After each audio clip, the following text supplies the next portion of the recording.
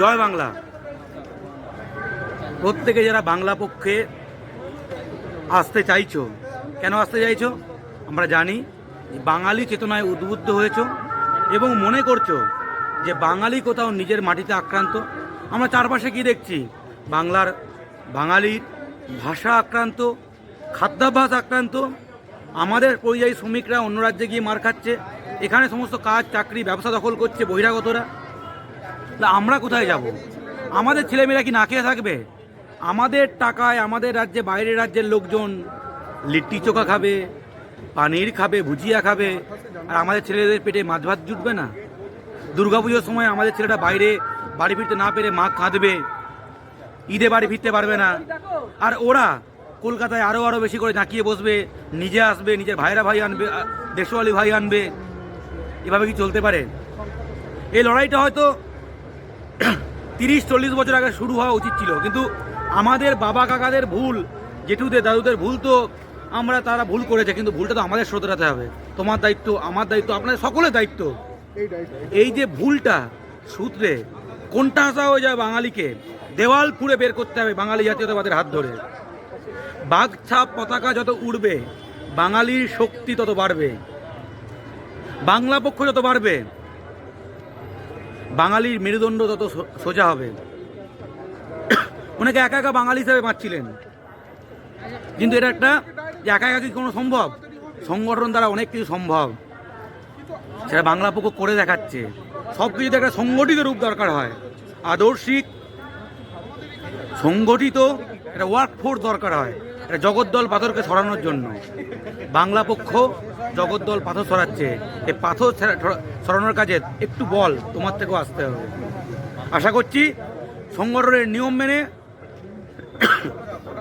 আদর্শ মেনে, ধর্মের ঊর্ধ্বে জাতি, দলের ঊর্ধ্বে জাতি, এই জিনিসকে, এই আদর্শকে পাথেয় করে গর্গ চট্টোপাধ্যায়ের নেতৃত্বে গোটা বাংলা পক্ষ, আমরা বাংলা জুড়ে পাহাড় থেকে মোহনা বাঙালির ঠিকানা আছে, সেটাকে বাঙালির ঠিকানা যাতে চিরস্থায়ী থাকে, আরও জোর নিয়ে থাকে, চাকরি ব্যবসা পুঁজি অধিকার সমস্ত কিছু থাকে, সেই জন্য আমরা সেই লক্ষ্যে কাজ করব।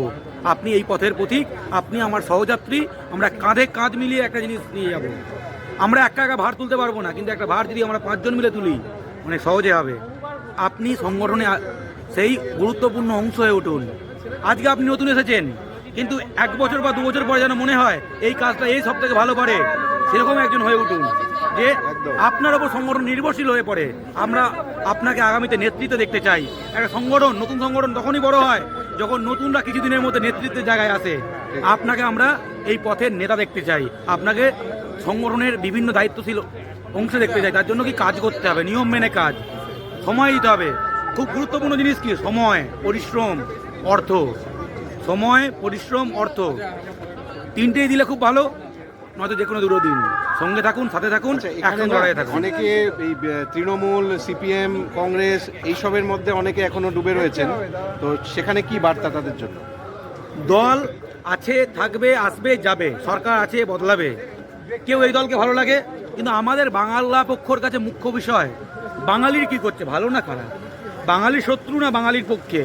এই ইস্যুটা বাঙালির পক্ষে না বিরুদ্ধে। যেমন বিজেপি বাংলা ভাগ চায়, বাঙালিকে রাষ্ট্রহীন করতে চায়, বাংলার খাদ্যাভ্যাস চেঞ্জ করতে চায়।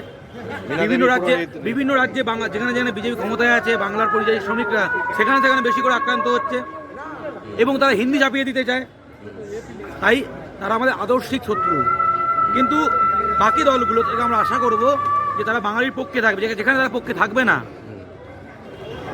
যেখানে তারা বাঙালির পক্ষে থাকবে না, সেখানে আমরা সমালোচনা করবো। যেমন তৃণমূল সাংসদ শত্রুঘ্ন সিনহা যখন বলেছে যে আমিষ ব্যান করতে হবে, তার বিরুদ্ধে আমরা আছি। তৃণমূল যদি কেউ হিন্দি চাপাতে চায়, তার বিরুদ্ধে আছি। আবার সিপিএমে যদি কেউ পার্লামেন্টে বলে যে বাংলা ভাষায় পরীক্ষা দিতে হবে, আমরা তার পক্ষেও আছি। সায়রা শাহ হালিম যখন WBCS-এ বাংলা বাধ্যতামূলকের বিরোধিতা করে, আমরা তার বিরুদ্ধে আছি। তো ইস্যুভিত্তিক পক্ষে থাকা, ইস্যুভিত্তিক বিরোধিতা। আর বিজেপি, ISF, বজরং দল, মুসলিম লীগ, যারা ধর্ম নিয়ে রাজনীতি করে, বাঙালির মধ্যে ভাগ করে, জামাত ইসলামী, যারা বাঙালির ওপর হিন্দি উর্দু চাপিয়ে দিতে চায়, আমরা তাদের বিরুদ্ধে। তাই তৃণমূল করুন, সিপিএম করুন, কংগ্রেস করুন, SUCI করুন, যাই করুন, ভোটটা বাঙালির কথা ভেবে দেবেন, বাঙালি ইস্যুতে দেবেন, এবং সংগঠনের মধ্যে দলাদলি করবেন না, দলের ঊর্ধ্বে জাতি এটা মানতে শিখুন বাংলা পক্ষে, সেটা প্রথম শর্ত। একদম। আশা করছি সেটা শিখবেন। জয় বাংলা।